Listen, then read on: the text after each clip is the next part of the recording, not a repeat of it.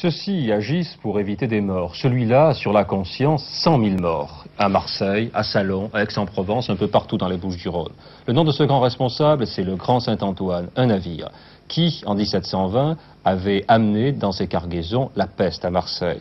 À son tour, il a été brûlé par les hommes. Et son épave, on l'a cherchée depuis, mais elle n'a été localisée qu'en 1978 par une équipe de plongeurs qui, aujourd'hui, viennent de mettre à jour une partie de ce bateau, l'Ancre. Gérard Paolini. Le balisage a été effectué de l'Ancre par notre ami Christian. Là. Donc il a mis la balise un petit peu en aval de l'Ancre ici. Pour 4 mètres. Votre balise, vous faites attention, vous avez un petit peu de courant ici. Votre balise se trouve là. Donc j'ai préparé les équipes. Il y aura une équipe de fond, une équipe de surface, une équipe du bord et une équipe cinéma-photo. L'ancre à jasse du Grand Saint-Antoine pèse d'après les estimations 1 tonne. Ces dimensions correspondent aux normes de l'époque, consignées dans l'encyclopédie de Diderot et d'Alembert. L'orientation au fond fait bien penser à la destruction du navire pestiféré le 26 septembre 1720 puisqu'il a été brûlé et coulé.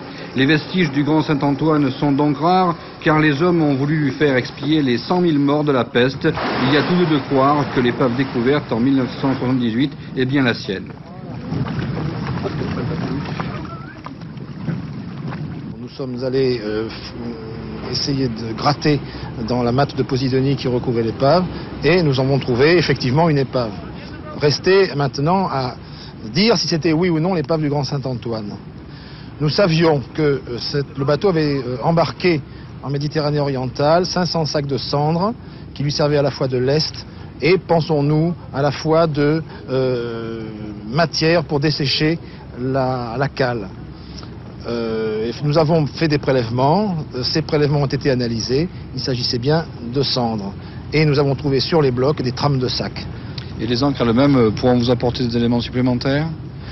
Pour entrer un bateau dans la crique telle que vous l'avez vu tout à l'heure, il fallait faire une manœuvre, à la fois virer le bateau vers la crique et le maintenir en face la crique.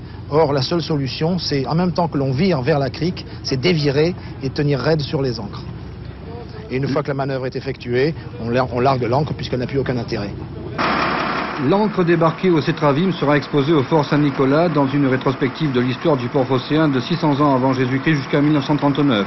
Avec l'épisode de la peste de 1720, elle marquera une des pages les plus sombres de Marseille.